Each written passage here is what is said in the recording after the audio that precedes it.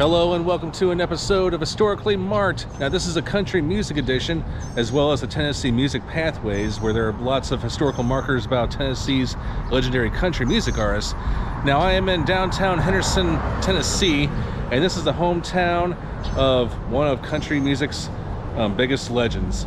Now, who do you think is the most successful country performer in terms of like sales? Okay, Garth Brooks, that's an easy one. Concert tickets, maybe Kenny Chesney, Tim McGraw, I don't know, maybe Morgan Wallen for all I know. But in terms of Billboard chart performance, the man whose historical marker behind me, that man is definitely going to be Eddy Arnold.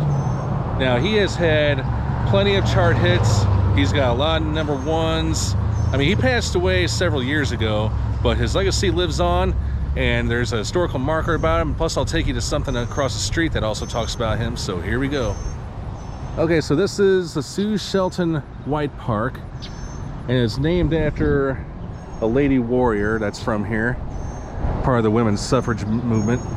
But here in this small park is this historical marker about the late, great Eddy Arnold, whose career spanned a long time, up until his death. So let's start down here, and yes, I will be reading the whole marker. The first artist to successfully, consistently blend country and pop music into a new hybrid, Eddy Arnold was a pioneer of what became known as the Nashville sound. He introduced country music to a broad audience, registering 37 pop hits and nearly 150 country hits. He charted records in 6 decades, and in 1948 alone held the #1 position on the country charts for all but 2 weeks. Wow. And streaming wasn't even back then. It was mostly like airplay, jukebox play at honky tonks, as well as sales at record stores. Yeah, music industry was different back then. Okay, Richard Edward Arnold was born May 15th, 1918 on a farm in Chester County, Tennessee, about 20 miles south of Jackson. After his father's death in 1929, the family fell upon hard times, so Eddy Arnold supplemented the family income by singing on the radio in Jackson. When he was 16, he moved to Memphis, and in 1938 to St. Louis, Missouri. I did not know that, as a St. Louis, and I'm surprised by that.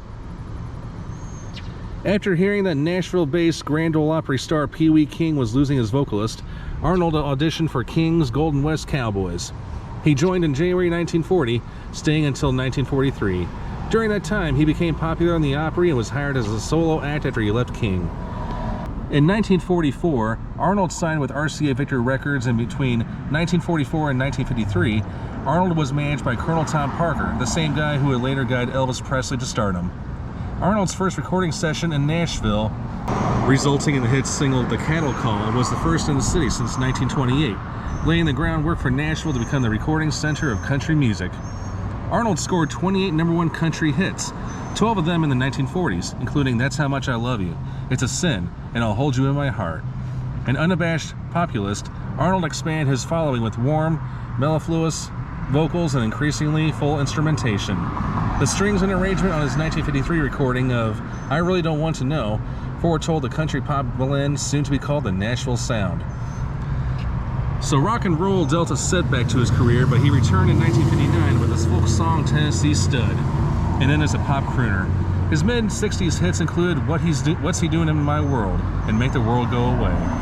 The latter topped the country charts and reached #6 on the pop charts, or the Billboard Hot 100. Fronting full symphony orchestras, he appeared regularly on national television in Las Vegas and on national concert tours. 1966, Eddy Arnold was elected into the Country Music Hall of Fame.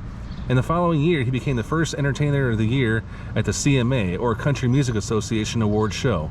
In the face of slowly declining sales, Arnold semi-retired. Mindful of the poverty of his youth, he had invested primarily in real estate, purchasing large swaths of land in the Nashville suburb of Brentwood. In 1998, on his 80th birthday, Arnold announced his permanent retirement from touring. He died in Nashville on May 8, 2008, 1 week before his 90th birthday. 3 weeks after Arnold's death, his last single, To Life, spent 1 week on the country charts, setting a record for the longest span between the first and last chart single, 62 years and 11 months. And going back to this picture, he's pictured with Colonel Tom Parker, that is Eddy, that is Elvis, and then that is Steve Scholes at RCA Studios. Now, I believe to this day Eddy Arnold is number 2 as far as the most charted hits. George Jones, I know, charted more. Now, if you look into Joel Whitburn's top country songs books, Eddy Arnold is ranked the #1 artist. Yeah, he's ahead of everybody. I mean, usually the top 5 goes like this. Conway Twitty is at number 5. Or actually, I take that back. I think it's Merle Haggard's at number 5. 4 is Conway Twitty. 3 is George Strait. 2 is George Jones. And number 1 is Eddy Arnold. And that's when you combine, like, the way they do it is a point system on how many #1 hits, and even includes minor chart hits. So yes, Eddy Arnold to this day still holds a lot of Billboard chart records, even though a lot of people today say Billboard charts are irrelevant because many people focus on streaming numbers nowadays. But like I said, times have changed, if not for the worst.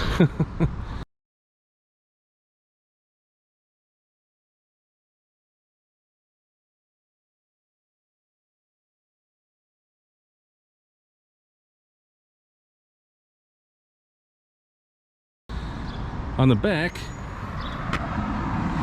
is the best of Eddy Arnold, and I believe my grandma once owned a copy of that record. Now I was introduced to Eddy Arnold at a young age. My grandma had a few of his records in her collection, and she mostly had a lot of country and comedy records, no rock and roll.